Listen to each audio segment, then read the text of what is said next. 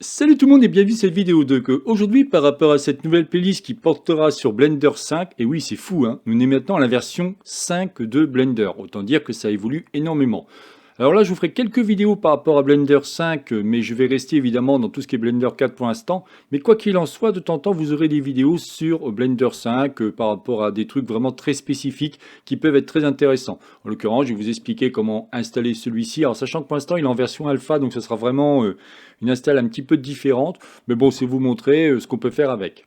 Bien entendu, je suis aussi en train de préparer une formation sur Blender 5 où je partirai peut-être complètement différemment. C'est que là, je vais vraiment pas me focaliser sur l'explication des outils, mais plutôt me focaliser sur la modélisation.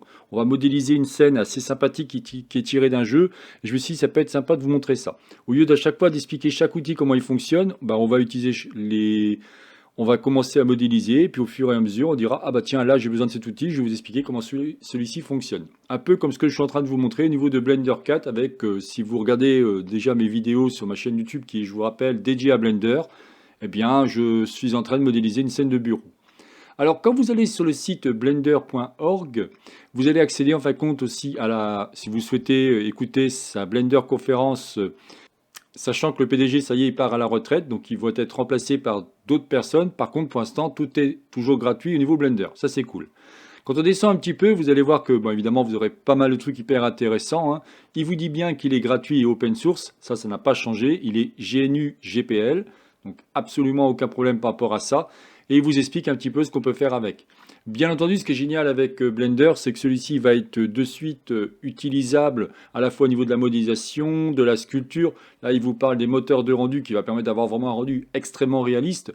Vous avez maintenant le moteur de rendu Eevee qui est vraiment devenu maintenant de plus en plus mature, donc qui se rapproche de plus en plus de Cycle au niveau de la qualité. Comme je disais, on va pouvoir modeler, on va pouvoir sculpter, on va pouvoir faire ce qu'on appelle le dépillage UV, c'est positionner des textures en 2D sur les objets en 3D. Vous allez faire ce qu'on appelle du VFX. Effectivement, vous pourriez faire par exemple du feu, de l'eau.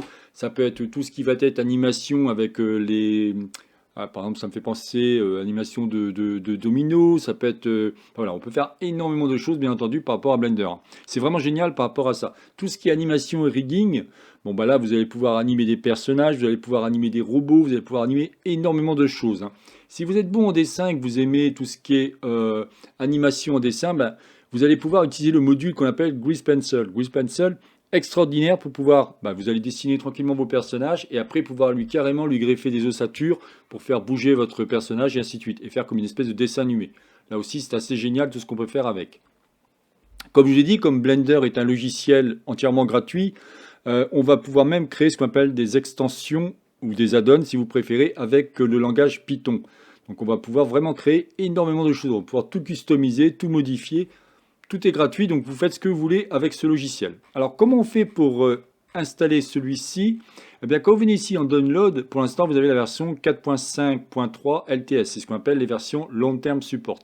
Mais si vous venez ici, en descendant un petit peu, vous avez Go expérimental.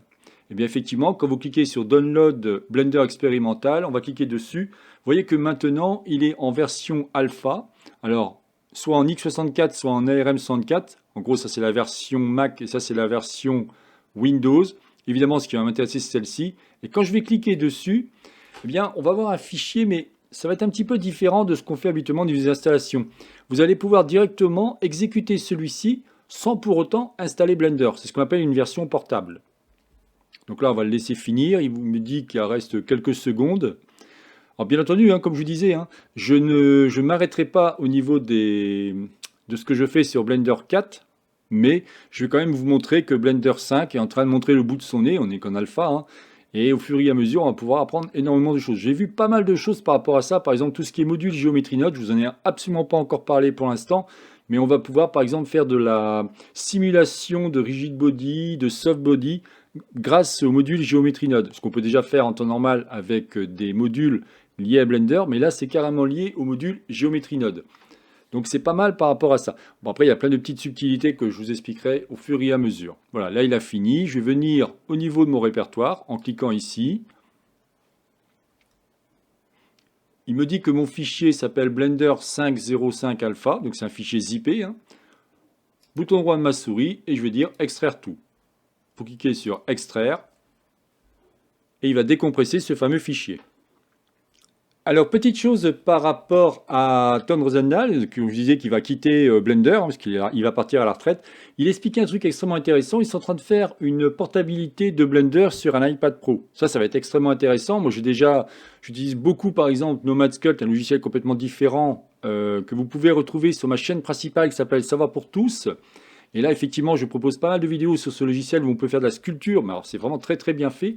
S'ils arrivent à mettre en place le fameux Blender sur un iPad, alors je ne sais pas s'ils parlaient d'iPad ou ils parlaient de tablette en général, je ne sais pas, mais il faut quand même une bécane puissante. Moi je le vois bien avec Nomad Sculpt, il faut quand même avoir quelque chose d'assez conséquent, comme par exemple aussi SketchUp, un autre logiciel que je donne des cours. Donc là ce que je vais faire, c'est que je vais couper la vidéo parce que je ne pensais pas que ça serait aussi long. Là il met quand même 7 minutes, donc je vais attendre qu'il décompresse et je reviens vers vous. Voilà, donc il vient de terminer la décompression. Je vais double-cliquer sur mon dossier. Et comme je vous disais, on peut directement exécuter celui-ci en cliquant sur Blender X. Vous allez avoir directement ce qu'on appelle le splash screen qui va apparaître, puisqu'on est en version alpha. Voilà. Vous pouvez, si vous souhaitez importer, pour l'instant je ne vais pas le faire, parce que je verrai quand j'installerai celle-ci. Donc je clique à l'extérieur. Et si vous regardez bien, on est maintenant sur la version 5.0, alors c'est 5.0 alpha ou quelque chose comme ça. Voilà.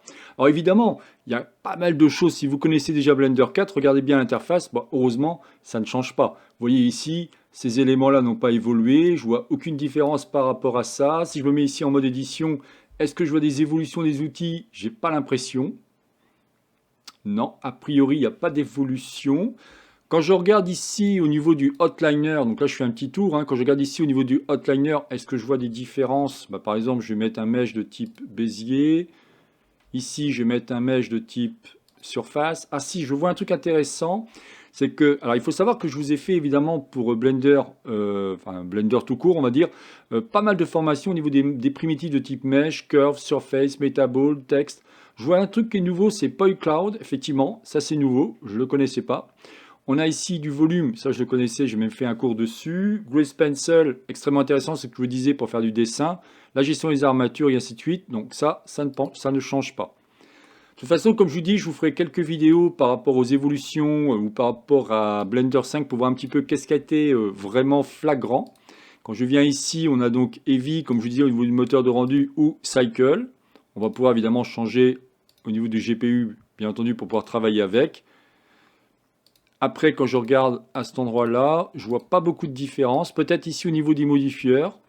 Alors si on regarde un petit peu, oui, je vois un truc qui est intéressant, c'est ici, le Scatter on Surface. Ça, c'est tout nouveau. Effectivement, on a ici Array et Array Legacy. Donc il y a sûrement une évolution par rapport à ça. Je n'ai pas encore du tout regardé ce qui en était. Dans les déformes, je vois pas de différence. Et les physiques, ah c'est marrant, le physique maintenant est ici en soft body. Ça, je me rappelle pas sur la version 4 qu'on avait ça. Voilà, bon, très bien. Donc, écoutez, je n'en dirai pas plus par rapport à cette vidéo, mais je voulais déjà vous montrer que si vous souhaitez utiliser Blender, alors moi je suis sur Windows 10, Windows 10 ou Windows 11 à mon avis, il n'y a aucun problème. Pareil par rapport au Mac, les dernières versions, puisque c'est tout récent, donc logiquement il n'y a aucun souci. Mais je voulais déjà vous présenter la fameuse version de Blender qui est la version 5. Voilà, écoutez, je n'en dirai pas plus par rapport à cette vidéo. C'est donc la chaîne Blender pour tous, réalisée par Jean-Michel. Si vous avez aimé cette vidéo, n'oubliez pas de liker ou tout simplement vous abonner à ma chaîne. N'hésitez pas à regarder sur les deux centres d'apprentissage qui sont frtuto.com ainsi que Udemy. Vous avez pas mal de formations sur Blender. Aussi une nouvelle plateforme qui s'appelle Talented. Je propose aussi des formations sur Blender, mais là vous trouverez vraiment beaucoup de formations sur Blender. C'est frtuto.com et Udemy. Allez, je vous souhaite une excellente journée et à la prochaine vidéo. Bye bye.